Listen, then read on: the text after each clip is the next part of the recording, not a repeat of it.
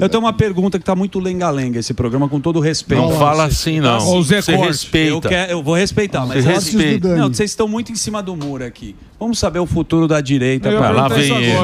É isso. Ele quer o futuro da direita. Essa é a minha pergunta recorrente. Qual é o futuro da direita? É o limite do humor? Qual é o limite do humor?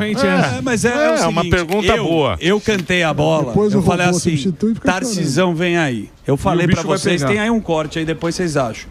Tarcísio, a gente está vendo a situação política, Eduardo Bolsonaro já está fora do país e um caminho vai ser seguido. Qual é ele? Pois é, eu acho que quando a gente fala de futuro, sempre vem aquela discussão, mas o Bolsonaro é elegível, inelegível, não sei o quê. O ponto é o seguinte, a direita, ela tem um líder, assim como a esquerda tem um líder. Tem o Lula de um lado, tem o Bolsonaro do outro lado.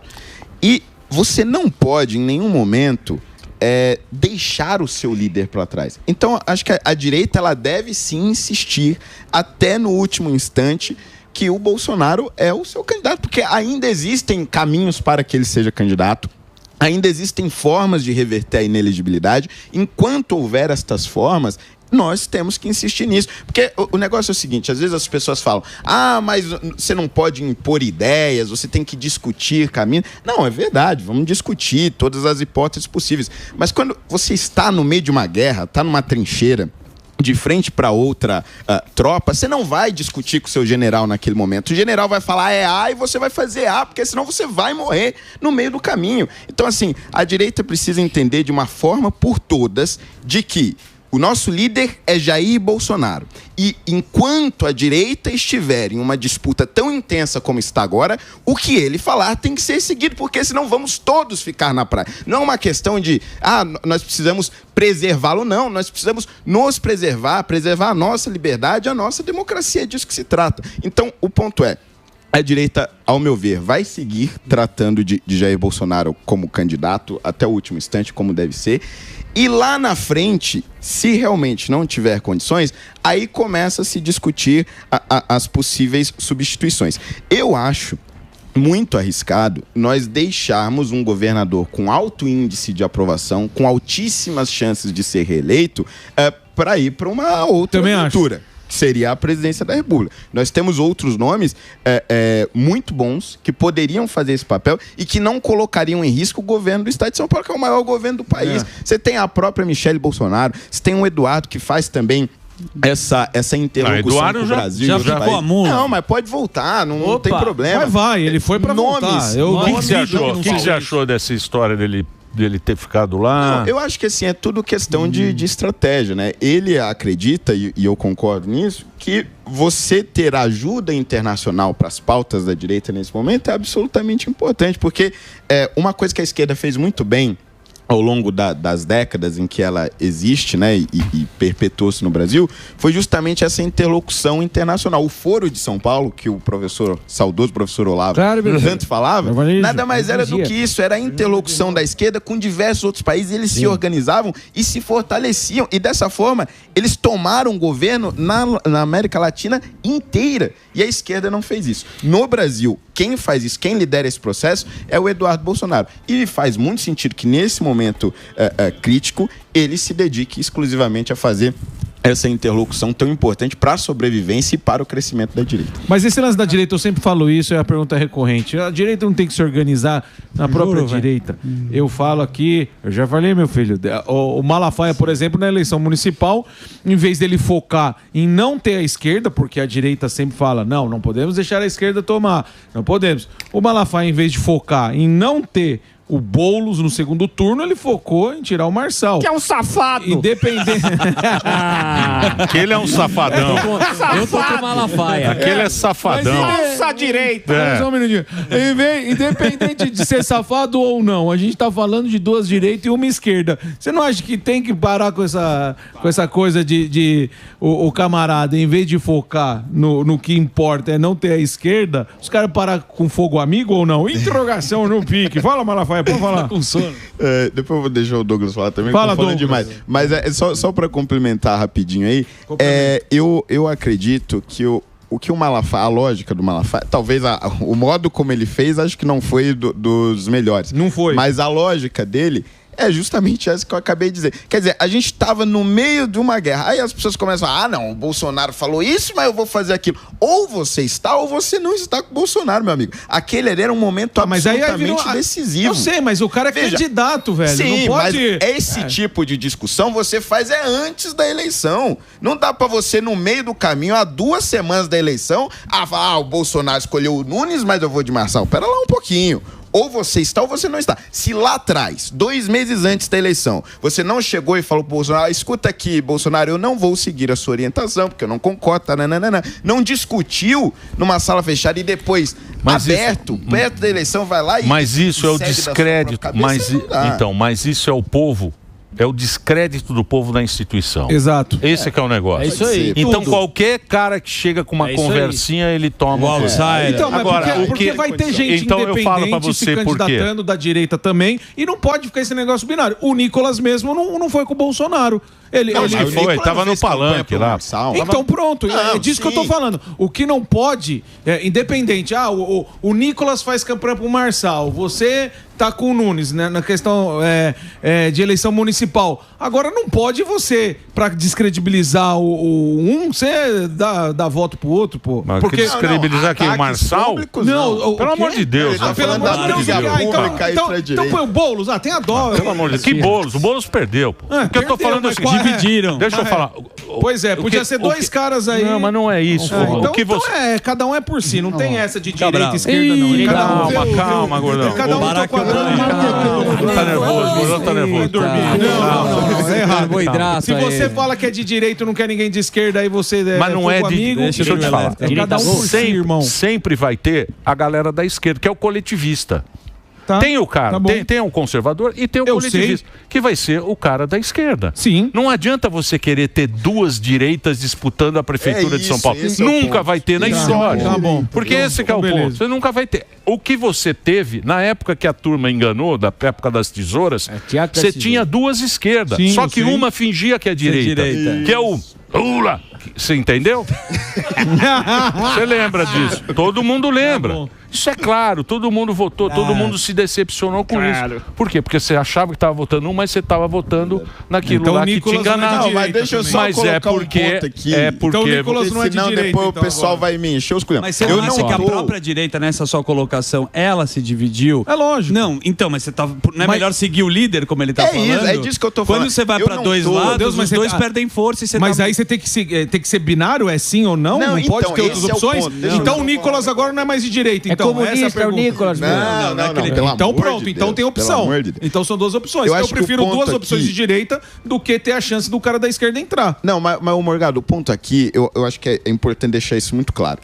Eu, por exemplo, não tenho nada contra o Marçal. Inclusive, acho que ele trouxe propostas excelentes e tal. O ponto aqui não Qual é a proposta excelente? Não vem não. Teleférico. Não, vem não. Aqui, peraí.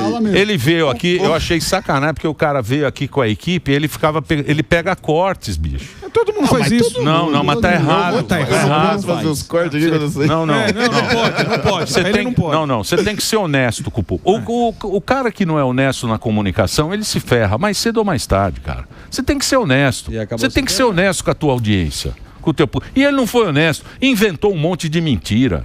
Ele só inventou mentira, pô, uma atrás da outra. Tanto é que no final ficou lá com aquela cara. Mas o ponto que eu quero deixar aqui é esse. É que aqui a questão não é o Marçal. Se fosse outro cara, não importa aqui. O meu ponto é a discussão. Quando você tem um líder e quando você diz, olha, eu estou com ele, eu faço parte desse grupo, você tem que discutir as estratégias antes. O ponto não dá para você discutir fora. E eu não acho que o Nicolas entra nesse grupo aí, porque ele não fez campanha. Também não fez pro Nunes, não fez, mas também não fez pro Marçal. Mas teve pessoas que foram publicamente contra a orientação do Bolsonaro, entendeu? E foram eleitas e só são conhecidas por conta do Bolsonaro. Isso sim eu acho que o Bolsonaro é o cara que... É o cacinho. Não é ingrato. O Bolsonaro é o cara que deu vida à direita. A direita não tinha vida antes do Bolsonaro. Sim. Se o Bolsonaro, durante o tempo que ele foi presidente, ele tivesse agido do jeito que ele fez uma matéria no Flow, hoje ele estaria reeleito. que ele tá mais tranquilo. Sim. É verdade, tá mais calmo. Você assistiu? Eu assisti. Tá mais calmo, não falou tanta asneira. Se ele tivesse feito isso, ele não estaria acontecendo isso. Eu faço uma provocação baseada na linha de raciocínio do Rogério Morgado, que é muito inteligente aqui. A nossa crítica com a esquerda é que não passa um bastão. A direita não precisa passar esse bastão em algum momento? Interrogação. Ah, não, com certeza, mas... Não tem que fazer novos nomes? Sim, e eu acho que a direita tá fazendo muito mais nomes do que a esquerda. Tem várias alternativas. Tanto é que se o Bolsonaro não vier a ser candidato, tem um cardápio enorme, né? Coisa que a esquerda não tem. Agora, tudo tem o seu tempo, né? O Bolsonaro ainda tá no jogo, então vamos respeitar isso. Acho que para poder justificar e trazer uma base nesse argumento do Holliday, é aquilo que o Emílio falou, né? 1900 e bolinha, eu era uma criança, pô. Você olhava as notícias de jornal, por exemplo, você via uma jornalista vindo e perguntava assim: ô deputado, teve um bandido aqui que foi jogado de cima de uma casa por um policial, você acha isso certo? Tinha que ter jogado de cima de um prédio. Tá entendendo? O cara, ele falava de um jeito que as pessoas, elas gostavam de ouvir. Esses caras ferram nós com a vida toda. Daí tem que se fuder, acabou. Porra. Então, assim, ele falava de uma maneira que se comunicava com a população. Então, ele fez crescer no Brasil, sim, principalmente na questão de segurança pública, que foi a principal pauta dele no Congresso Nacional, além de bater muito com a questão de ideologia de gênero, a formação de uma direita que hoje está consolidada graças à figura de Jair Bolsonaro. Eu diria também o Olavo de Carvalho, que teve um grande eu acho que você não pode, assim, descartar um cara que tem essa importância. Sim, entendeu? Exato. E isso é ruim no Brasil. Mas, então... No Brasil, o cara descarta. Fala, não, isso aqui não, isso aqui já era, vamos agora pensar aqui para frente. Então isso é muito ruim. Principalmente quando você vê esse momento que o Brasil está vivendo, que nem agora está lá o Eduardo Bolsonaro, tem um monte de cara que está meio fora, porque tiraram passaportes, tem esse rolo aí que vocês estão acompanhando, que isso é meio complicado até da gente ficar discutindo. O que acontece? Eles estão falando que queria tirar o passaporte dele porque ele está indo contra o Brasil. É basicamente isso, né? É isso que eles entraram lá, que entraram na justiça. A argumentação era de que ele estaria traindo o Brasil. Né? Estava traindo o Brasil. Mas a PGR não aceitou. Então, sim, mas para você ver como... Não, eu digo o pensamento que a gente vê no Twitter, a opinião pública. Vocês se lembram quando o Bolsonaro era presidente, aquele Paulo Coelho, eu nunca mais me esqueci isso aí. O escritor Paulo Coelho... Também. O escritor Paulo Coelho. Ele mora na França. Não, ele mora na Suíça. Ele falou que as pessoas não tinham que comprar mais produtos do Brasil, tinham que boicotar investimento no Brasil. Vocês se lembram naquela época o que fizeram de campanha contra o Jair Bolsonaro na época? E agora, porque o cara está pedindo isso aí lá, estão querendo caçar esses caras porque estão fazendo a mesma coisa. Então você vê como é que o Brasil é um lugar esquisito, cara.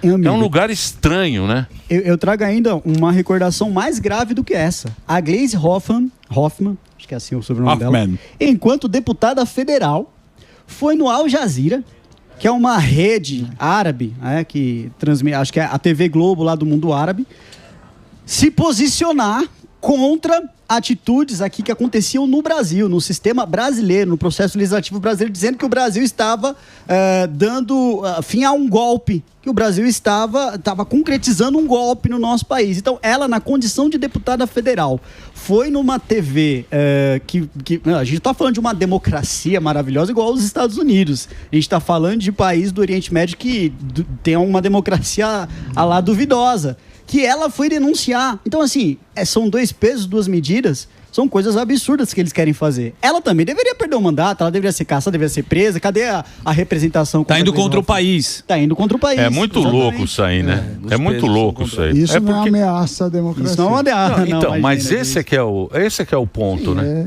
Não é? Mas quem vai determinar isso? Que quiser. Sim, mas quem vai determinar? Acho que é mais grave ainda, porque na época ela era senadora da República, entendeu? Ela era senadora. Muito bem. Muito bom.